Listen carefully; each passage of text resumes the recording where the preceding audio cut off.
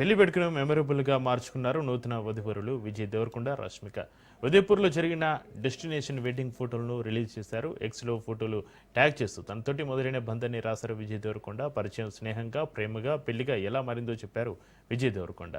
తన బెస్ట్ ఫ్రెండ్ను భార్యగా చేసుకున్నానంటూ చెప్పుకొచ్చారు. తన భర్తను ప్రపంచానికి పరిచయం చేస్తున్నానంటూ రష్మిక పోస్ట్ చేశారు.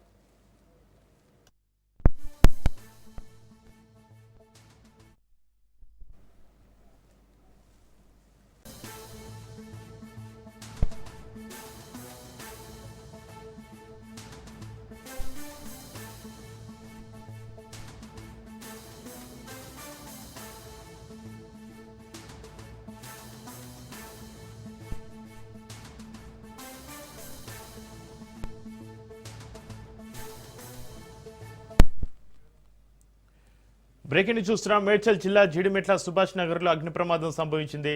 షార్ట్ సర్క్యూట్ కారణంగా మంటలు చెలరేగాయి. మంటలు వేగంగా వ్యాపించడంతో స్థానికులు భయాందోళనకు గురయ్యారు. ఘటనా స్థలానికి చేరుకుని మంటలను అదుపు చేశారు ఫైర్ సిబ్బంది.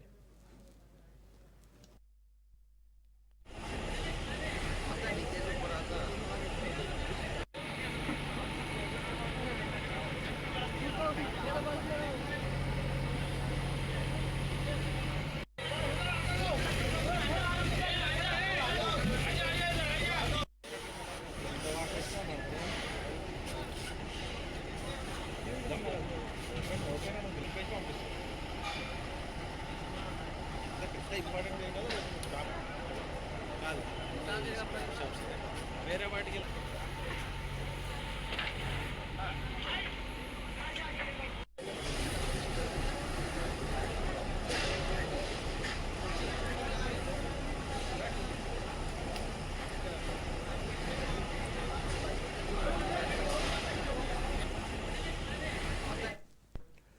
మేడ్చల్ జిల్లా జీడిమెట్ల సుభాష్ నగర్లో అగ్ని ప్రమాదం సంభవించింది. షార్ట్ సర్క్యూట్ కారణంగా మంటలు చెలరేగాయి. మంటలు వేగంగా వ్యాపించడంతో స్థానికులు భయాందోళనకు గురయ్యారు. ఘటనా స్థలానికి చేరుకుని మంటలను అదుపు చేశారు ఫైర్ సిబ్బంది.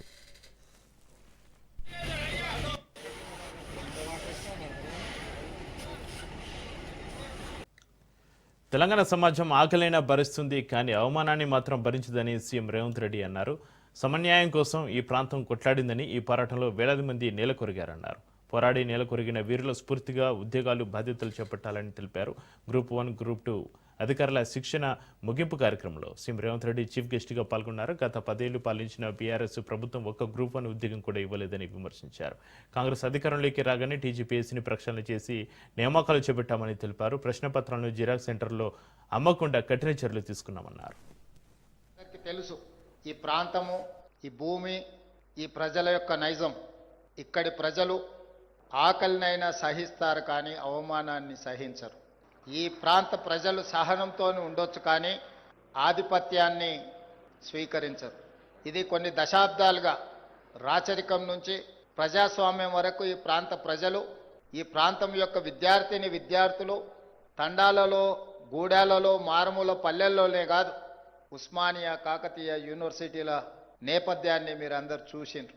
మీరు అనుకోవచ్చు, చాలామంది భావించవచ్చు, పాలకులకు వ్యతిరేకంగా కొట్లాడే వాళ్ళు శ్రీమంతులై ఉంటారు, అధికారాన్ని ఆకాంక్షించి తిరుగుబాటు చేస్తూ ఉంటారని. అది నిజం కాదు. రామ్జీ గోండ్, కొమరం భీం ఏ రాజ్యాలో, ఏ మనులు మాణిక్యాల కోసమో కొట్లాడలే. ఆదివాసీల జీవితాలలో వెలుగు కోసం ఆనాడు వాళ్ళ మీద ఆధిపత్యం చెలాయిస్తుంటే వాళ్ళు తిరుగుబాటు చేశారు. అంతకంటే వెనక్కి వెళ్తే కాకతీయ సామ్రాజ్యం మీద తిరుగుబాటు చేసిన, తలెత్తి నిలబడి కొట్లాడిన సమ్మక్క సారలమ్మ, జంపన్న గురించి నేను మీకు చెప్పాల్సిన అవసరం లేదు.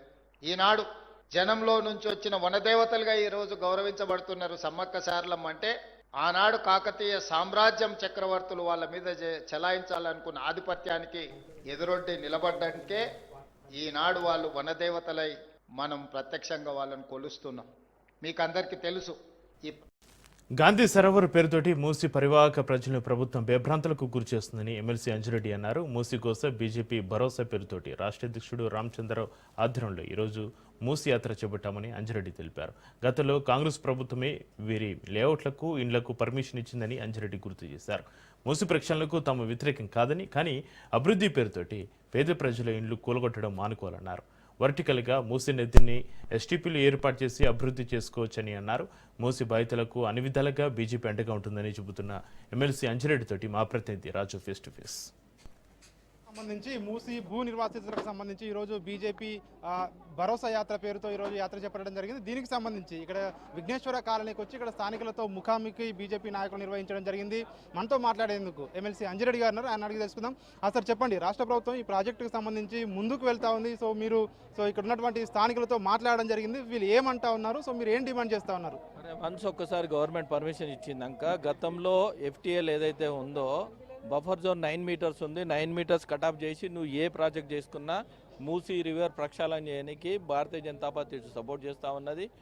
నివారణ ఏదైతే ఉందో అది నివారణ చేపట్టండి. ఎస్టీపీ ఏదైతే సివరేజ్ వాటర్ ఎక్కడైతే వస్తుందో అక్కడ అరికట్టి దాన్ని ట్రీట్మెంట్ ప్లాంట్ చేసి ఇది వర్టికల్గా ఏదైనా రిటర్నింగ్ వాల్ కట్టుకొని దాన్ని ప్రపోజల్ చేసి ఎఫ్లెంట్ ట్రీట్మెంట్ ప్లాంట్స్ ఏవైతే ఉన్నాయో అవి మీ ప్రపోజల్ చేసి చేయాలి. ఇంకొకటి ఏంటంటే ఈ కాలనీ ఏదైతే ఉందో అఫీషియల్ లేఅవుట్ భార్యాభర్తలు కలిసి లోన్ తీసుకున్నారు. వన్స్ ఒకసారి తెలంగాణ లోన్ తీసుకున్న తర్వాత నోబడీ కెన్ టచ్.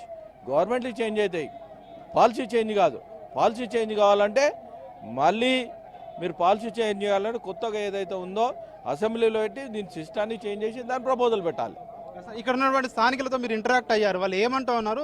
మీరు ప్రత్యక్షంగా వచ్చి చూసారు కదా, ఏం చెప్తా ఉన్నారు? ప్రతి ఒక్కరు ఒకటే చెప్తా ఉన్నారు, మా ఇల్లు మాకు కావాలి, మేము ఇక్కడ ఇల్లు కొనుక్కున్నాం, పక్కనే 150 కోట్లు పోతా ఉన్నది, మేము ఇల్లు కట్టుకోవాలని కట్టుకోలేని పరిస్థితి. గతంలో ఏదైతే లోన్ ఇచ్చారో లోన్ కట్టుకోవాలి, భార్య భర్తలు పనిచేస్తూ ఉన్నారు, పిల్లలకు ఎడ్యుకేషన్ కావాలి, కార్ లోన్ కట్టుకోవాలి, అన్ని లోన్ కట్టుకుంటే వాళ్ళకి మిగిలేది 3-4 వేలు మిగులుతూ ఉన్నది. ఈరోజు రోడ్డు మీద పడేస్తే మేము ఎట్లా? ఒకటే ఖబర్దారులో ఏమంటున్నారంటే వన్స్ ఒకసారి అధికారి పర్మిషన్ ఇచ్చిన తర్వాత సపోజ్ 18 ఇయర్స్కి లైసెన్స్ ఇచ్చిరండి. లైసెన్స్ ఇచ్చిన తర్వాత నేను ఇప్పుడు పాత లైసెన్స్ క్యాన్సిల్ చేసి నువ్వోడో క్యాన్సిల్ చేయడానికి నీకేం అథారిటీ ఉంది? ఒక్కసారి దీనిలో ఎన్ని డిపార్ట్మెంట్లు అయితే ఉన్నాయో అన్ని డిపార్ట్మెంట్లో అప్పుడు సిస్టమ్ ఏదైతే ఉందో ఇంప్లిమెంటేషన్ చేశారు. సరే ఏదైనా పార్క్ జాగా వేసారు, పూకట్ జాగాలు కట్టుకురు, గవర్నమెంట్ జాగాలు కట్టుకురు అంటే అప్పుడు మీకు అథారిటీ ఉంటుంది. అప్పటిదాకా మీకు అథారిటీ లేదు. ప్రతిపక్షాలు అభివృద్ధిని అడ్డుకుంటున్నాయి. పాలిత రాష్ట్రాల్లో సబర్మతి నది రివర్ మీరు చేసుకున్నారు, తర్వాత గంగా నది ఇది చేసుకున్నారు. సో ఎందుకు తెలంగాణలో అడ్డుపడుతున్నారని చెప్పి రేవంత్ రెడ్డి అంటున్నారు. అన్ని ఏ నదైనా మేము ప్రక్షాళన చేయండి, నీట్గా చేయండి, దోమలు లేకుండా చేయండి, అన్నీ చేయండి. వర్టికల్ తీసుకోండి, హారిజెంటల్ కాకుండా వర్టికల్ తీసుకోండి. వర్టికల్ తీసుకుంటే మేము సపోర్ట్ చేయడానికి రెడీ ఉన్నాం. విఘ్నేశ్వర్ కాలనీకి ఏదైతే ఉందో వాళ్ళందరికీ భారతీయ జనతా పార్టీ రథ సారథి ఏదైతే ఉందో వాళ్ళ ఆధ్వర్యంలో మేము సపోర్ట్ చేయడానికి రెడీ ఉంటాం. ఇప్పుడు 7 గంటల నెక్స్ట్. సో ఇది ఎమ్మెల్సీ అంజిరెడ్డి చెప్తా ఉన్నారు. ఖచ్చితంగా ఈ నిర్వాసితులకు సంబంధించి ఎంతవరకైనా ముందుకు వెళ్తాం, బీజేపీ పార్టీ తరఫున ఖచ్చితంగా మేము అండగా ఉంటామని చెప్పి ఎమ్మెల్సీ అంజిరెడ్డి చెప్తున్న పరిస్థితి కనిపిస్తూ ఉంది. కెమెరా పర్సన్ భరత్తో రాజు న్యూస్. మూసి ప్రక్షాళన పేరుతోటి రాష్ట్ర ప్రభుత్వం తమ ఇంట్లను కూలగొడతామంటే చూస్తూ ఊరుకోబోమని పరివాహక ప్రాంత ప్రజలు తేల్చి చెబుతున్నారు. ఎన్నో ఏళ్లుగా తాము ఇక్కడే ఉంటున్నామని, తమవి రిజిస్టర్ భూములని, వాటికి ప్రభుత్వం అన్ని పర్మిషన్లు ఇచ్చిందని అంటున్నారు. బ్యాంకులో లోన్లు తీసుకుని తాము ఇండ్లు కట్టుకున్నామని చెబుతున్నారు. ఇప్పుడు మూసి అభివృద్ధి పేరుతోటి తమను కట్టుబట్టలతోటి బయటికి వెళ్ళమంటే వెళ్ళేది లేదని అంటున్నారు. మూసిని అభివృద్ధి చేయాలనుకుంటే తమ ఇండ్ల జోలికి రాకుండా అభివృద్ధి చేసుకోండి అంటున్నారు. మూసి సర్వర్ ప్రాజెక్టు తోటి నష్టపోతున్న గంధంగూడ విఘ్నేశ్వర కాలనీ ప్రజల అంతరంగాన్ని మా ప్రతినిధి రాజు అందిస్తారు. రాష్ట్ర ప్రభుత్వం అయితే ఇప్పటికే ముందుకు వెళ్తామని చెప్పి ఒకవైపు అడుగులు వేస్తా ఉన్న పరిస్థితుల్లో ఒకవైపు ఇక్కడ ఉన్నటువంటి మూసి పరివాహక ప్రాంతంలోని ప్రజలైతే పెద్ద ఎత్తున వ్యతిరేకత వ్యక్తమవుతా ఉంది. ప్రస్తుతం మనం ఇక్కడ మూసి పరివాహక ప్రాంతంలో ఉన్నటువంటి విఘ్నేశ్వర కాలనీలో ఉన్నాము. ఇక్కడ స్థానికులు ఏమనుకుంటున్నారో తెలుసుకునే ప్రయత్నం చేద్దాం. కొంతమందితో ఇక్కడ మాట్లాడే ప్రయత్నం చేద్దాం. మేడం చెప్పండి, ఇక్కడ మీరు ఎన్ని సంవత్సరాల నుంచి ఉంటున్నారు? ఇక్కడ అధికారులు వచ్చి మీకు ఏం చెప్పారు? గత 12-13 సంవత్సరాల నుంచి ఉంటున్నాను. అధికారులు అంటే ప్రస్తుతం ఉన్న గవర్నమెంట్ అధికారులు అయితే ఎవరు రాలేదు, మమ్మల్ని ఎవరు వచ్చి మాట్లాడలేదు, మమ్మల్ని ఎక్కడ ఇన్వాల్వ్ చేయలేదు. కేవలం పత్రికల్లో వాళ్ళు చెప్పేస్తున్నారు, టీవీలలో మెసేజ్ చెప్తున్నారు ఏంటంటే ఇలా మూసి ప్రక్షాళన చేస్తాము, బ్యూటిఫికేషన్ చేస్తాము, ఇక్కడ ఉన్న బఫర్ జోన్ ఇల్లులను కూల్చివేయబడతాయి, 50 మీటర్లు తర్వాత ఒక్కొక్కసారి 9, 30, 50 ఇలా పెంచుకుంటూనే పోతారు. ప్రతి ఒక్క జీవో ఇలా ఇచ్చుకుంటూ పోతే ఇంకా ప్రజలు నివాసించేది అక్కడ. ఇప్పుడైతే మీరు చూస్తున్నారు మా దగ్గరికి అన్ని ప్రత్యేకంగా అన్ని పొలిటికల్ పార్టీస్ వస్తున్నాయి. వాళ్ళ మా కాలనీకి బీజేపీ వాళ్ళు వచ్చారు, బీజేపీ అధ్యక్షుడు రామచంద్రరావు కూడా వచ్చారు. మేము వారు చెప్తున్నారు, వాళ్ళు కూడా క్యాబినెట్ మినిస్టర్ నిర్మలా సీతారామన్కి తప్పకుండా లెటర్ కూడా రాస్తాము అని చెప్పేసి. ఎందుకంటే ఏడీపీది లోన్ శాంక్షన్స్ అవ్వాలి అంటే సెంట్రల్లో కూడా ministry of external affairs and department of economical affairs వాళ్ళు దీనికి శాంక్షనింగ్ ఉంటుంది. మేడం మీ పేరు, మీరు ఇక్కడ ఎప్పటి నుంచి ఉంటున్నారు? నా పేరు పద్మ అండి. మేము ఇక్కడ 2020 నుంచి ఉంటున్నామండి. మేము 20 అక్టోబర్లో తీసుకున్నాము, 21 ఇక్కడికి మూవ్ అయ్యామండి జనవరిలో. అప్పటి నుంచి లేని బఫర్ జోను ఇప్పుడు రీసెంట్గా ఓన్లీ కాంగ్రెస్ ప్రభుత్వం వచ్చిన తర్వాతనే ఎందుకు వచ్చింది బఫర్ జోను. వీళ్ళు బఫర్ జోన్ చూసే కదండి ఇల్లు కట్టింది. ఇప్పుడు వాల్ ఉంది, ఆ వాల్కి ఎడ్జ్ వరకు కూడా మాకు వాటర్ రావండి. గండిపేట 12 గేట్లు ఎత్తినా ఆ ఎడ్జ్ వరకు కూడా వాటర్ రావు. అట్లాంటిది మమ్మల్ని వరదలు వస్తున్నాయి, మీరు ఖాళీ చేయండి, మూసి బఫర్ జోను అంటే మేము ఎక్కడికి వెళ్ళాలి, ఎన్ని మీటర్స్ తీస్తున్నారు, ఐడెంటిఫికేషన్ పర్టికులర్గా ఎన్ని మీటర్లు తీస్తున్నారు ఏంటిది అది కూడా చెప్పాలి కదండి. లేదు 50 మీటర్స్ అంటే 50 మీటర్స్ అంటే ఇక్కడ వరకు పోతుంది, ఈ రోడ్ ఎడ్జ్ వరకు పోతుంది. ఇన్ని ఇల్లులు ఇంత కిందికి మీదికి 7 కాలనీలు ఉన్నాయి. 7 కాలనీల్లో కూడా 79 హౌసెస్ తీయాలి అంటే మాటలు అండి. అందరం కూడా లోన్ పెట్టి తీసుకున్న ఇల్లులు అందరము ఈ ఏజ్ వాళ్ళం 30-30+లో ఐటీ ఎంప్లాయీస్ అందరూ కలిసి లోన్లు పెట్టుకొని ప్రతి ఒక్కళ్ళు 60-70 lakhs పెట్టి కొనుక్కున్న వాళ్ళు, లోన్లు పెట్టి కొనుక్కున్న వాళ్ళు ఇవాళ నెలకి 70,000-80,000 ఈఎంఐలు కట్టుకుంటూ మేము మా జీవితాంతం కట్టుకొని కూడా రేపు మీరు ఇల్లు తీసుకొని ఇల్లు కూల్ చేస్తే మేము లేని ఇంటికి ఈఎంఐ ఎందుకు కట్టాలి? ఓకే, నా పేరు నర్మదా. సో ప్రజల కోసం ప్రభుత్వం కదా, మరి ఏం చేసావు నువ్వు ఈ ప్రజలకి? నీ ప్రభుత్వంలో ఏం జరిగింది ప్రజలకు మంచి? అది ఫస్ట్ గుర్తుపెట్టుకోవాలి. ప్రజల మీద ప్రజల సొమ్ము తిని నువ్వు చేసే ప్రభుత్వం మాకొద్దు అంటే అందరు రాంగ్ చేశారు. అయితే నేను ఎలక్ట్ చేసుకొని అసలు నీ ఎలక్షన్ అందరిది రాంగ్ డిసిషన్. అయితే ఇది ప్రతి ఒక్కరు రియలైజ్ అయ్యేలాగా మీరు చేయకండి. అసలు నీ ప్రభుత్వంలో అరే ఇది మంచి జరిగింది, ఇలా జరిగింది అనేది ఉండాలి మనుషుల్లో, ప్రతి వాళ్ళ మైండ్లో. ఇప్పుడు ఎలా హిస్టరీ ఒకటి రిపీట్ చేస్తున్నా, ఒక ఔరంగజేబ్ ఇలా చేశాడు, ఒక హిట్లర్ ఇలా చేశాడు, అలా ఒక రేవంత్ రెడ్డి ఇలా చేశాడు. ఏం చేశాడు? జనాల ఇల్లు కూల్చాడు, ఆ శవాల మీద రోడ్లు వేసాడు, వాళ్ళ సొమ్ము తిన్నాడు. ఏం చేస్తావు ఇవన్నీ చేసి? ఏమీ రాదు. ప్రజల కోసం ప్రభుత్వం కాబట్టి ప్రజలకి మంచి జరిగే పని చెయ్యి. ఏంటి, మూసీలో స్మెల్ వస్తుంది, అది ఎలా క్లీన్ చేయాలి అది చెయ్యి. డ్రైనేజ్ ఇప్పుడు హైదరాబాద్ వాటర్ వచ్చి మునిగిపోతుంది వర్షాకాలంలో కదా, ఏంటి డ్రైనేజ్ సిస్టమ్ అది 100 years బ్యాక్ బ్రిటిష్ వాళ్ళు ఇంట్రడ్యూస్ చేసిన డ్రైనేజ్ సిస్టమే ఉంది, అది క్లియర్ చెయ్యి. సార్ మీ పేరు, మీరు ఇక్కడ ఎన్ని సంవత్సరాల నుంచి ఉంటున్నారు, ఇక్కడ ఏం చెప్పారు మీకు అధికారులు? ఇక్కడ మేము 7 years, ఆల్మోస్ట్ 7.5 years నుంచి ఉంటున్నాం. 8 years అయింది దాదాపుగా. ఇప్పుడు ఏంటంటే ప్రభుత్వం మరి ఏ విధమైన కుతంత్రాలు చేస్తున్నదో చూడండి. ఒక కుక్కని చంపాలంటే పిచ్చి కుక్కని ముద్ర వేయాలి. అలాగే ఒక ఇళ్లను కూల్చాలి, అక్కడ రియల్ ఎస్టేట్ బిజినెస్ చేయాలంటే ఏం చేస్తున్నారు? బఫర్ జోన్ అని ముద్ర వేస్తున్నారు. ఎప్పుడైతే బఫర్ జోన్ అని చెప్పి బాగా ఫాల్స్ స్ప్రెడ్ చేస్తున్నారో అది అందరికీ పాపం తెలియక జనాలు ఏంటి ఏది మీడియాలో వస్తే అదే నమ్ముతున్నారు. సో అది బాగా స్ప్రెడ్ చేస్తున్నారు కాబట్టి దీన్ని బఫర్ జోన్ హౌస్ అంటారు. ఇది 9 meters యాక్చువల్, ఒక్క హౌస్ కూడా ఎఫెక్ట్ అవ్వదు. మీకు అంత డెవలప్ కావాలంటే అటే డిఫెన్స్ ల్యాండ్ ఉందబ్బా, అటు చేసుకోవచ్చు కదా. డిఫెన్స్ ల్యాండ్లో బోల్డ్ ఉంది. ఇంకొక ఇంపార్టెంట్ విషయం బాగా గుర్తుంచుకోండి, లాజిక్ బేసిక్ నాలెడ్జ్ యూజ్ చేయాలి, ఇంకేం లేదు. గండిపేట చెరువు వర్షాలు పడితేనే గేట్లు ఓపెన్ చేస్తున్నారు కదా. గేట్లు ఓపెన్ చేయనప్పుడు దీంట్లో ప్రవహించేది ఏంటండి? దీంట్లో ప్రవహించేది కేవలం డ్రైనేజ్ వాటర్. ఇందులో ప్రవహించేది కేవలం డ్రైనేజ్ వాటర్. దాన్ని నది చేస్తున్నారు. నదని చెప్పి పిలిచి 50 meter బఫర్ జోన్ చెప్పి ఇక్కడ డెవలప్మెంట్ చేద్దామని చెప్పి కుతంత్రాలండి. కాదా ఇది కుతంత్రాలు? అటు 50 meter, అరే నాకు అర్థం కాదు. 10 meter 15 meter ఉన్న కాలువకి 50 meter బఫర్ జోన్ ఏంటండి? నాకు అర్థం కాదు. మూసీ ప్రక్షాళనకు సంబంధించి రాష్ట్ర ప్రభుత్వం గాంధీ సరోవర్ ప్రాజెక్టు పేరుతో ఏదైతే ముందుకు వెళ్ళబోతా ఉందో దీనికి సంబంధించి మూసీ పరివాహక ప్రాంతంలో ఉన్నటువంటి ప్రజలతో కొంతమందితో మనం మాట్లాడే ప్రయత్నం చేసాము. విఘ్నేశ్వర కాలనీలో ఉన్నటువంటి ప్రజలైతే ఇక్కడ ఒకటే చెప్తా ఉన్నారు, ఖచ్చితంగా ఇక్కడ నుంచి మేము బయటికి వెళ్ళేది లేదు. ఎందుకంటే గతంలో కూడా ఇక్కడ ఇది లీగల్ లేఅవుట్, ఇక్కడ ప్రభుత్వం మాకు అన్ని పర్మిషన్లు ఇచ్చింది. ఇప్పుడు బ్యాంక్ లోన్లు తీసుకుని కొన్ని సంవత్సరాల పాటు నుంచి కూడా ఇక్కడ ఉంటున్నాము. మా పిల్లలకు ఇక్కడ స్కూల్స్ కానివచ్చు, మాకు ఎంప్లాయ్మెంట్ పరంగా కానివచ్చు, ఇక్కడ అన్ని సౌకర్యవంతంగా ఉన్నాయి. ఇప్పుడు కట్టుబట్టలతో బయటికి వెళ్ళమంటే ఎక్కడికి వెళ్తాము? అది కూడా ఇప్పుడు మీరు బఫర్ జోన్లో ఉన్నారని చెప్పేసి కూడా ఇప్పుడు 50 మీటర్లకు పెంచడం మీద అనేది అన్యాయం అని చెప్పి ఇక్కడ ప్రజలైతే చెప్తున్న పరిస్థితి కనిపిస్తూ ఉంది. ఎట్టి పరిస్థితుల్లో కాంగ్రెస్ ప్రభుత్వము దిగి వచ్చేంత వరకు కూడా మా పోరాటం అనేది కొనసాగుతూ ఉంటుంది. ఎట్టి పరిస్థితుల్లోనూ మేము ఇక్కడ నుంచి ఖాళీ చేసి బయటికి వెళ్ళే ప్రసక్తే లేదు అని చెప్పేసి కూడా ఇక్కడ ఉన్న ప్రజలైతే చెప్తున్న పరిస్థితి కనిపిస్తూ ఉంది. కెమెరా పర్సన్ భరత్తో రాజు న్యూస్, మూసీ పరివాహక ప్రాంతం. కాకినాడ జిల్లా జగ్గంపేట నియోజకవర్గంలో వైసీపీ పరిస్థితి ఏంటనే చర్చ నడుస్తుంది. అసలు నియోజకవర్గంలో వైసీపీ ఉన్నట్టా లేనట్టా అనే సందేహాలు సొంత పార్టీ కార్యకర్తల నుంచే వ్యక్తమవుతున్నాయట. జగ్గంపేట నియోజకవర్గ వైసీపీ ఇన్ఛార్జి తోట నరసింహం వ్యవహారం నాకెందుకులే అన్నట్లుగా ఉందనే టాక్ వినిపిస్తుంది. ఆయనకు బాధ్యతలు అప్పగించినప్పటి నుంచి వైసీపీ కార్యక్రమాలేవీ జరగలేదనే ప్రచారం నడుస్తుంది. జ్యోతుల చంటిబాబు ఎమ్మెల్యేగా ఉన్నప్పుడే తోట నరసింహను ఇన్ఛార్జిగా ప్రకటించడంతో జ్యోతుల వర్గం మొత్తం టీడీపీలో చేరిపోయింది. దీంతో గత ఎన్నికల్లో వైసీపీ భారీ ఓటమి చవి చూడాల్సి వచ్చింది. అయితే తోట నరసింహం వల్లనే వైసీపీ ఓడిపోయిందనే గుసగుసలు వినిపించాయి.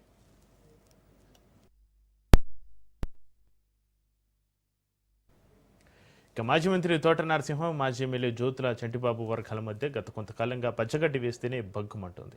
తాజాగా కూడా మరోసారి ఇరు వర్గాల మధ్య వర్గపోరు బట్టబయలింది. వైసీపీ ఇన్ఛార్జి విషయంలో మాజీ మంత్రి తోట నరసింహం, మాజీ ఎమ్మెల్యే జ్యోతుల చంటిబాబు వర్గాల మధ్య మొదలైన గొడవ ఏకంగా కొట్లాటకు దారితీసిన విషయం కూడా తెలిసిందే. అయితే జిల్లాలోని అన్ని నియోజకవర్గాలను వైసీపీ ఇన్ఛార్జిలో నిర్వహిస్తున్న అన్నదాత పోరు, కోటి సంతకాల సేకరణ తదితర కార్యక్రమాలు జగ్గంపేట నియోజకవర్గంలో తూతు మంత్రంగానే సాగుతున్నాయి. ఒక పక్క క్యాడర్ లేకపోవడం, మరోపక్క నూతనంగా వైసీపీలో సిఈసి మెంబర్గా బాధ్యతలు చేపట్టిన జ్యోతుల చంటిబాబు కూడా సపోర్టు చేయకపోవడంతో నియోజకవర్గంలో వైసీపీ పరిస్థితి గందరగోళంగా మారింది.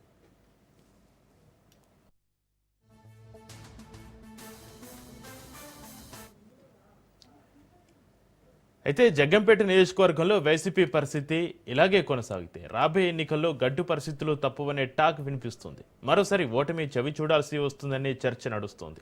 ఇప్పటికైనా ఇరు వర్గాలు పదవుల కోసం, పెత్తనం కోసం కొట్లాడుకోకుండా పార్టీని బలోపేతం చేయడంపైన దృష్టి సారించాలని ఫ్యాన్ పార్టీ కార్యకర్తలు కోరుకుంటున్నారు. ఇద్దరు నేతలు కలిసి పార్టీ కోసం పనిచేస్తే నియోజకవర్గంలో వైసీపీ జెండా ఎగరవేయడం ఖాయమంటున్నారు.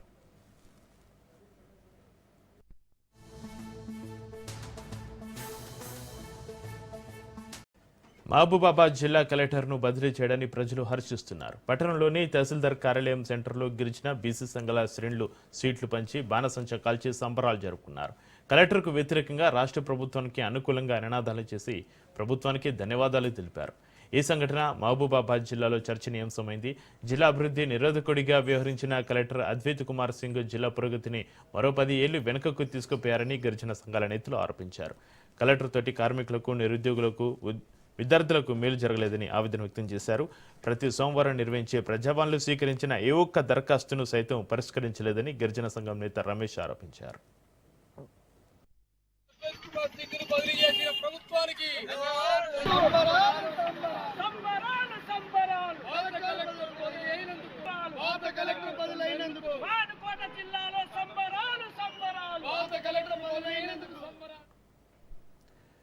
మంగళగౌరి షోరూంలో పనిచేయడానికి ఉదయం 9 గంటలకు కూలీలు చేరుకున్నారు. పనిలోకి చేరుకోగానే 10 నిమిషాల సమయంలో పైన వెల్డింగ్ పని చేస్తుండగా అగ్ని ప్రమాదం సంభవించి 4 అంతస్తులు దట్టంగా పొగలు అలుముకున్నాయి.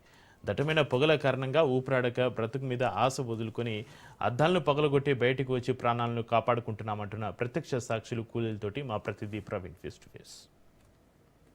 అయితే మంగళగౌరి అగ్ని ప్రమాదంలో మొత్తంగా ఈరోజు కూలీలు వచ్చారు. 6 మంది కూలీలు కూడా అందులో చిక్కుకొని ప్రాణాలతో బయటపడ్డటువంటి ప్రత్యక్ష సాక్షులు మనతో పాటు ఉన్నారు. మాట్లాడించే ప్రయత్నం చేద్దాం. బ్రదర్, ఎప్పుడు వచ్చారు మీరు? మేము వచ్చి 9కి వచ్చాం సార్. ఓకే, 9 గంటలకు వచ్చాము. 9 గంటలకు వచ్చి మా వర్క్ మేము చేసుకుంటాం. లోపల చేసుకున్న తర్వాత ఏమైందంటే 10:30 టైంలోన 10 పైనుంచి ఎత్త అయిపోయింది సార్. బిల్డింగ్ ఎత్త అయిపోయి కాలుతుంది. కాలేక పైన వాచ్మెన్కి ఫోన్ చేస్తే 4వ ఫ్లోర్కి వచ్చి అన్నాడు. అప్పటికి గ్యాసులు పగిలిపోయి పొగ మొత్తం చుట్టుముట్టేసింది. 4వ ఫ్లోర్కి వెళ్తామంటే ఇటు వద్దామంటే సాయిస్ లేదు. 4వ ఫ్లోర్కి వెళ్దామంటే మెట్లు మొత్తం పొగ కమ్మేసింది. మొత్తం ఫ్లోర్లు మొత్తం కరెంటు కూడా బంద్ అయిపోయింది. సెల్ లైట్ టార్చర్ పెట్టినా సరే మేము బయటపడడానికి మరి లేదు సార్. 4వ ఫ్లోర్కి వెళ్ళాము, మరి ఇక పైకి ఎక్కడానికి మరి లేదు మాము. ఇక కిందకి దిగుతుంటే ఇక ఊపిరి చలాంచట్లేదు సార్. పొగ ఎక్కువ వచ్చింది, వచ్చి మొత్తం ఇదైపోయి. అయితే ఎప్పుడు మీరు పైనుంచి వచ్చారా, కింది నుంచి వచ్చారా? మంటలు ఎట్లా వచ్చాయి, ఎట్లా ప్రాణాలను ఎట్లా? పైనుంచే వచ్చాయి సార్ మంటలు. పైనుంచి వచ్చాయి, కింద గ్యాస్ మొత్తం ఉంది, ఎలివేషన్ మొత్తం అట్లా ఉన్నాయి, ఇవన్నీ కాలిపోయాయి సార్. ఇక బయట పడదామంటే మాకు ఛాన్స్ లేదు సార్. ఎట్లా వచ్చారు మరి బయటికి 1వ ఫ్లోర్కి వచ్చి గ్యాస్ పగల కొట్టాం సార్. అద్దాలు చూసుకోవచ్చు. అద్దాలను పగలగొడుతున్న క్రమం లోపల ఏ విధంగా చేతుకు దెబ్బ తగిలినటువంటి దృశ్యాలను మనం చూస్తున్నాం. మొత్తంగా చూసుకునే కనుక ఆ అద్దాలని పగలగొట్టి, చేతితోని పగలగొట్టి బయటకు వచ్చి ప్రాణాలను కాపాడుకున్నామంటూ కూడా చెప్తూ ఉన్నారు. ఆ పొగ మొత్తంగా కూడా అలుముకుంది. ఎంతమంది ఉన్నారు మొత్తం? 4 ఉన్నాం సార్. పైన ఒక 4 పని చేస్తే పై ఫ్లోర్లు వెళ్ళి అలాగ వెళ్ళిపోయారు, షిఫ్ట్ అయిపోయారు. అలా దేని కొరకు మంటలు దేని కొరకు వచ్చాయి? అది మామూలుగా వెల్డింగ్ చేస్తే వెల్డింగ్ చేస్తారు పైన, అది కరెంట్ షాక్ వచ్చింది సార్. వచ్చాక ధర్మకోల్ సీట్లు సార్, ఇవి బయట వేసేది, వాటిని తగిలి గ్యాస్ కూడా ఉంది, అట్లా ఫిట్ చేశారు సార్. ఆ ఫిట్ చేస్తే ఆ ధర్మకోల్ కాలి గ్యాసులు కూడా వేడెక్కిపోయి మొత్తం అగ్ని ప్రమాదం అయిపోయింది సార్. ఇంకా గ్యాస్ సిలిండర్లు ఉండేనా అక్కడేమన్నా? గ్యాస్ సిలిండర్లు ఏం సార్ ఇక ఇందులో ఈ బిల్డింగ్లో ఉన్నాయి సార్. కింద గ్యాస్ సిలిండర్ నయం, ఎలాంటి ప్రమాదం కాలేదు, అందరైతే సేఫ్ ఉన్నారు. ఏ చూసుకోవచ్చు, ఇది అక్కడ ఆ వెల్డింగ్ చేస్తున్నటువంటి క్రమం లోపల అగ్ని శిఖలాలు మొత్తం థర్మకోల్ పైన పడ్డాయి. థర్మకోల్ అంటుకోవడం వల్లనే ఇంత ప్రమాదం ఏర్పడింది. బిల్డింగ్లో మొత్తంగా కూడా వీళ్ళు పనిచేయడానికి వచ్చారు. ఎక్కడ పోవడానికి దారి లేకుండా, కరెంట్ కూడా లేని సమయం లోపల గ్లాస్ని బ్రేక్ చేసి, అద్దాలని బ్రేక్ చేసి చూసుకోవచ్చు. అద్దాన్ని బ్రేక్ చేస్తున్న క్రమం లోపల గాయాలు కూడా తగిలినాయి. అద్దాలను బ్రేక్ చేసి ప్రాణాలను అరచేతిలో పెట్టుకొని బయటపడినటువంటి సిచ్యువేషన్ చూస్తున్నాం. మొత్తంగా చూసుకుంటే కనుక దీంట్లోనే దీనికి సంబంధించినటువంటి దానికి సంబంధించినటువంటి సిచ్యువేషన్ చూస్తున్నాం. అమ్మ చెప్పండి, ఎన్ని గంటలకు వచ్చారు, ఎట్లయింది? మరి మేము ఇంకేం చెప్పలేము సార్, మాకు తల్ల తిరిగినట్టుగా ఉంది. ఎన్ని గంటలకు వచ్చారు? 9 గంటలకు వచ్చాం. ఓకే, అది ఎట్లా ఏమైంది, ఎక్కడి నుంచి వచ్చింది? మీరు పని చేయడానికి వచ్చినాక ఎట్లా వచ్చింది మంట? అది ఎట్లా వచ్చిందో తెలియదు. మేము కింద ఫస్ట్ ఫ్లోర్లో మేము సిమెంట్ వర్క్ చేస్తున్నాం. పైనుంచి నిప్పులు పడతాయి. నిప్పులు పడిన తర్వాత మామూలుగా పడతాయి కదా అనుకున్నాం మేము. మొత్తం అప్పటి నుంచే దేకుండా ధర్మకోలు అన్నీ కాలిపోయి పడిపోతూ ఉంటుంటే అప్పుడు మాకు వాచ్మెన్ ఉన్నాడు, సార్ ఉన్నారు, ఎవరు బయటకు వెళ్ళిపోయి మాకు చెప్పలేదు. అంతలోకి మేమే కిందకి మీదకి ఎంత తిరుగుతాము మాకు తెలియదు, మెట్లు కనబడవు. అప్పుడేమో పక్కన కిటికీ పగలగొట్టేసేమో బయటకు వచ్చాము. ఎట్లమ్మా పొగలు మొత్తం వచ్చేసి మొత్తం అసలు కళ్ళు కనబడలేదు, ఊపిరి ఆడట్లేదు. అసలు మాకు ప్యానల్ మీద మాకు ఆశ లేదు, వదిలేసుకొని ఈరోజు మేము చచ్చిపోతాం అనుకున్నాం. అప్పుడేమో మా చిన్న ఏడ్చుకొని మేము ఆయన ఏడ్చుకొని బయటకు వచ్చి ఆ అద్దం పగలగొట్టేసిన తర్వాత మమ్మల్ని బయట కిటికీలో లాగలేకపోతారు మమ్మల్ని. ఒకటే ఇంటి వాళ్ళ మీరందరూ? అంత మా చిన్న మా పిన్ని, మా ఆయన, నేను. ఒక ఊరు. ఎంతమంది ఉన్నారమ్మా? 4 ఉన్నాం. 4 పనికి వచ్చారు ఈరోజు. 4 అయితే ఇంకెవరు లేరు కదా? అయితే సేఫ్గా వచ్చారు. సేఫ్గా వచ్చాం. చూసుకోవచ్చు. అయితే పని చేయడానికి వచ్చినటువంటి వాళ్ళు పొగలో చిక్కుకొని ప్రాణాలు అరిచేతిలో పెట్టుకొని ఎక్కడ వెళ్ళాలో తెలియని పరిస్థితి లోపల ఈ యొక్క మొత్తంగా గ్లాస్ ఏదైతే ఉంటుందో దాన్ని పగల కొట్టుకొని బయటికి రావడం జరిగింది.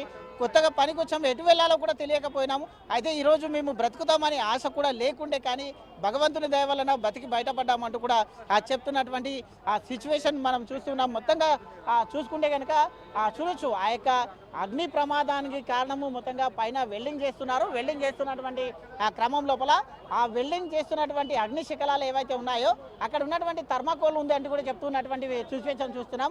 ఆ థర్మాకోల్ వల్లనే ఇదొక పెద్దగా మొత్తం మీద ఇంత పెద్ద అగ్ని ప్రమాదం జరిగింది. మొత్తంగా కూడా గ్లాస్ ఉంటుంది కాబట్టి ఎక్కడ కూడా అక్కడ మంట బయటికి వెళ్ళే సిచ్యువేషన్ లేకుండా ఉన్నటువంటి ఆ సిచ్యువేషన్ చూస్తూ ఉన్నాం.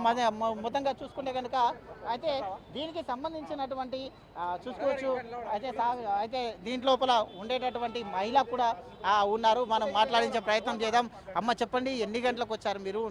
ముఖమంతా మొత్తంగా మసిగా అయ్యింది, ఏంది? మసిగా అయిందంటే పొగ సార్ రుంజేసింది. మాకు రానకు కూడా పేసు లేదు, అసలు ఏ టగు పెంచట్లేదు అసలు మాకు. చెప్పండి. మాకు రానకు కూడా పేసు లేదు సార్. ఒక టేరుకేసిన కాడ అద్దం ఉంటే అద్దం పగల కొట్టుకొని బయటకు వచ్చాము. ఎన్ని గంటలకు మీరు వచ్చారు? ఇది ఎన్ని గంటలకి? 9 గంటలకు మేము వచ్చాము. 11:30 అయింది జరిగింది సార్. మరి ఎట్లా లోపల నుంచి ఎట్లా వచ్చారు? పై నుంచి మంటలు వచ్చాయా? మీద ఉన్న మంటలు వచ్చా, కింద నుంచి ఏం రాలేదు. మీకు ఎట్లా తెలిసింది? మరి పైనుంచి పడతాయి, అగ్గినిప్పులు పడతాయి పైనుంచి బడేలు పడుతుంటే మాకు తెలిసింది. అంటే ఏందమ్మా, పైన షాక్ సర్క్యూట్ వచ్చిందా లేకుంటే ఏదైనా వెల్డింగ్? తెలియదు సార్, మరి మాకు అది ఏటవుతుందో మాకు తెలియలేదు. పైన గ్లాసు బలగొట్టుకొని బయటకు వచ్చామంటున్నారు, ఎట్లా? మేము కింద ఉన్నాం కాబట్టి గ్యాస్ పగలు కొట్టుకొని బయటకు వచ్చాం. అదే పైన ఉంటే మరి లేదు. ఎవరైనా చెప్పారా మంటలు వచ్చిన? బయట చెప్పలేదు, మామే వచ్చాం. మా ఊపిరి తిరక్క మనం చచ్చిపోతామని అనేసి అనుకుంటే ఒక అద్దం అవుపించితే ఈ అద్దం పగలు కొట్టుకుని బయటకు వచ్చాం అంతే. ఎంతమంది మీరందరూ కూడా ఒకటే కుటుంబానికి సంబంధించిన వాళ్ళు? పెద్దం పిన్నం పిల్లలు అందరూ కూడా సేఫే ఉన్నారు కదా? ఇది మొత్తంగా చూసుకుంటే కనుక ఒకే కుటుంబానికి చెందినటువంటి వీళ్ళందరూ కూడా ఆ ప్రమాదంలో చిక్కుకొని బయటకు వచ్చినటువంటి సిచ్యువేషన్ చూస్తున్నాము. అందరం కూడా సేఫ్గా ఉన్నామంటూ కూడా చెప్తున్నారు. అయితే కింది ఫ్లోర్లో ఉండడం చేత ఆ యొక్క అద్దాలను బ్రేక్ చేసి వచ్చాము. ఇంకా కింద కూడా సిలిండర్స్ ఉన్నాయంటూ కూడా చెప్తున్నారు. ఆ సిలిండర్స్ దగ్గరకు కూడా వెళ్తే ఇంకా ప్రమాదం పెద్దగా అయ్యేది.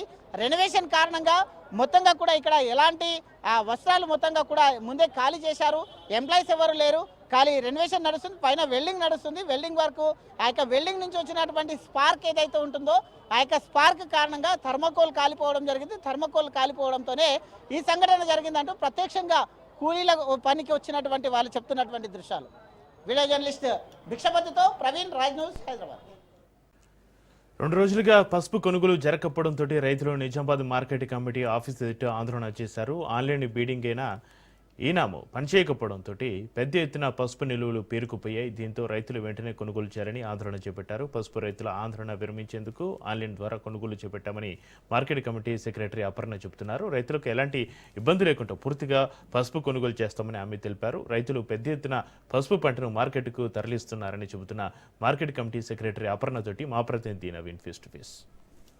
నిజామాబాద్ జిల్లాలో పసుపు రైతులు ఆందోళన చేపట్టారు. ఒకసారిగా మార్కెట్ యార్డుకు వద్ద వచ్చే పెద్ద ఎత్తున ఆందోళన చేపించిన పరిస్థితి కనిపిస్తుంది. దీనిపై మాత్రం మాట్లాడికి మార్కెట్ కమిటీ సెక్రటరీ గారు ఉన్నారు. వీరి గారు తెలుసుకుని చెప్పండి మేడం, ఈరోజు పసుపు రైతులు పెద్ద ఎత్తున కూడా మార్కెట్ కమిటీ వద్ద యార్డు వద్ద కూడా ఆందోళన చేపట్టేందుకు ప్రధాన కారణం ఏంటి సార్? మాకు నిజామాబాద్ వచ్చేసి ఈనామ్ అప్లికేషన్ మీద రన్ అయ్యి మార్కెట్ ట్రాన్సాక్షన్స్ అన్ని ఈనామ్ అప్లికేషన్ మీద రన్ అవుతాయి కాబట్టి కొంచెం ఈనామ్ అప్లికేషన్ 1.0 వర్జన్లో కొంచెం డిస్క్రిపెన్సీ వల్ల అది ట్రాన్సాక్షన్స్ అన్నీ ఆగిపోయాయండి. దాని గురించి అనేసి మేము ఆఫ్లైన్ బిడ్డింగ్కి వెళ్ళాము. ఆల్రెడీ ఓపెన్ ఆక్షన్ స్టార్ట్ అయింది మార్కెట్లో. రైతులకి ఎట్లాంటి అసౌకర్యం కలగకుండా మేము చూస్తాం. ఎందుకు ప్రాబ్లం ఎందుకు వచ్చే సర్వర్ ప్రాబ్లం టెక్నికల్ ప్రాబ్లం ఏంటి అసలు ఇష్యూ? ఇది అంటే సాఫ్ట్వేర్ ఇష్యూ సార్. సాఫ్ట్వేర్ ఇది ప్రాబ్లం అయింది. ఎందుకంటే 1.0 నుంచి 2.0కి మైగ్రేషన్లో పాటుగా 1.0 అప్లికేషన్ క్లోజ్ చేశారు. 2.0లో కంటిన్యూ చేయమన్నారు. ఇక్కడ పీక్ సీజన్ కాబట్టి మేము ఎక్స్టెన్షన్ అడిగాము. వాళ్ళు సానుకూలంగా రెస్పాండ్ అయ్యారు. కాకపోతే మాకు రియల్గా ప్రాక్టికల్గా వాళ్ళు యాక్సెస్ ఇవ్వలేదు 1.0ది. దాని గురించి అనేసి మేము ఏ ట్రాన్సాక్షన్ కూడా టేకప్ చేయలేకపోతున్నాం. ఈరోజు కూడా పెద్ద ఎత్తున మార్కెట్ యార్డ్ వద్ద కూడా రైతులు వచ్చారు. ఈ విషయం చెప్పారా? వాళ్ళు ఏమన్నారు అసలు? ఆల్రెడీ చెప్పాము, నిన్ననే అప్డేట్ చేశాము. కాకపోతే వాళ్ళు రైతులు మొన్న నైట్ తీసుకొచ్చారు కాబట్టి ఇప్పుడు వాళ్ళు కొంచెం ఫ్రస్ట్రేట్ అయ్యి ఇక్కడికి రావడం జరిగింది. వాళ్ళకు ఎక్స్ప్లెయిన్ చేసి చెప్పడం జరిగింది. సో వాళ్ళు ఆఫ్లైన్ బిడ్డింగ్కి సానుకూలంగా స్పందించారు. ముఖ్యంగా నిజామాబాద్ మార్కెట్ యార్డ్కు ఎంత పసుపు వస్తుంది, ఎలా కొనుగోలు చేస్తున్నారు, ఎంత రేట్ ఎలా ఉంది? లాస్ట్ ఇయర్ మనకు 7 lakhs క్వింటాల్స్ వరకు వచ్చింది సార్. ఈసారి కూడా మనము 8 lakh క్వింటాల్స్ ఎక్స్పెక్ట్ చేశాము. కాకపోతే మనకు లాస్ట్ ఇయర్ సెప్టెంబర్ అక్టోబర్ మాసంలో కురిసిన వర్షానికి హెవీ రెయిన్స్కి కొంచెం పంట అనేది నష్టమైంది, డ్యామేజ్ అయింది. 30% వరకు అంటున్నారు. మనకు నార్మల్గా ఒక ఎకరాకి 22 to 25 క్వింటాల్స్ వచ్చేది ఇప్పుడు 15 to 18 అనేసి అంటున్నారు. కొందరు 18 to 20 క్వింటాల్స్ వస్తుంది అనేసి అంటున్నారు. అయితే ఇక్కడ తీసుకొచ్చిన సరుకుకు లాస్ట్ ఇయర్తో పోలిస్తే ఇప్పుడు 1500 to 2000 రేంజ్లో రేట్స్ మంచిగా ఉన్నాయి. మనకి హైయెస్ట్ రేట్ వచ్చేసి 15,000 ఉంది. మోడల్ ప్రైస్ వచ్చేసి 13,000 ఉంది సార్. మొత్తం ఇంకా ఇప్పుడు పంట కూడా పసుపు కూడా ఇంటి మార్కెట్ యార్డ్స్కి తీసుకొస్తారు. అక్కడ ప్రైస్ కూడా లేదని చెప్పి చెప్తున్నారు. కొనుగోలు కూడా సక్కగా జరుగుతలేదంటే దానికి ఏమంటారు అసలు? అంటే మొన్నటి వరకు కూడా కొంచెం అంటే చాలా స్మూత్గా ట్రాన్సాక్షన్స్ అయినాయి. నిన్న మార్నింగ్ నుంచే డిస్క్రిపెన్సీ అయ్యింది. ఇట్లాంటి అంటే టెన్షన్ ఏమొద్దు, రైతులకి వాళ్ళు తీసుకురావచ్చు. ఇప్పుడు ఈ రోజు ఈవినింగ్ మేము సిచ్యువేషన్ని బట్టి మేము అప్డేట్ చేస్తామండి. ప్రధానంగా ఒకటి చెప్తున్నారు, గత ఈనాం సర్వర్ ప్రాబ్లం వల్ల పూర్తిగా ఇక్కడ పంట కొనుగోలు చేయాలని చెప్పి చెప్తున్నారు. అయితే దీనిపై కూడా సాగు చేస్తున్నామని చెప్పి ప్రధానంగా కూడా పంట కూడా గతంలో కంటే ఈసారి కూడా రేటు కూడా ఉన్నదని చెప్పి కొన్ని వర్షాల దెబ్బతిన వల్ల వాతావరణ వల్ల కూడా కొంత పంట కూడా నష్టపోయిందని చెప్పి చెప్తున్నారు. అయితే కొనుగోలు విషయంలో కూడా తాము రైతులకు ఇలాంటి ఇబ్బంది పెట్టామని చెప్పి కూడా చెప్తున్న పరిస్థితి ఉందని చెప్పొచ్చు. కేవలం శ్రీధర్తో నవీన్, రాజ్ న్యూస్. మహబూబాబాద్ జిల్లా కొత్తగూడెం మండలంలో భారీ వర్షం కురుస్తుంది. భారీ వర్షం ఎదురుగాలులు రైతులకు కన్నీరు మిగిల్చాయి. చేతికొచ్చే దశలో ఉన్న మొక్కజొన్న పంట నేలమట్టం కావడంతో రైతులు ఆవేదన వ్యక్తం చేస్తున్నారు. మహబూబాబాద్ జిల్లాలో గాలివాన విభజంపైన రాజ్ న్యూస్ కథనానికి వ్యవసాయ శాఖ అధికారులు స్పందించారు. క్షేత్రస్థాయిలో పంట పరిశీలన చేపట్టారు. 26 రెవెన్యూ గ్రామాల్లో 776 బాధిత రైతులు సుమారు 1430 ఎకరాల్లో పంట నష్టంపైన ప్రాథమిక నివేదికను రూపొందించారు. ప్రకృతి వైపరీత్యం వల్ల రైతులు భారీగా నష్టపోయారని వ్యవసాయ శాఖ అధికారులు తెలిపారు.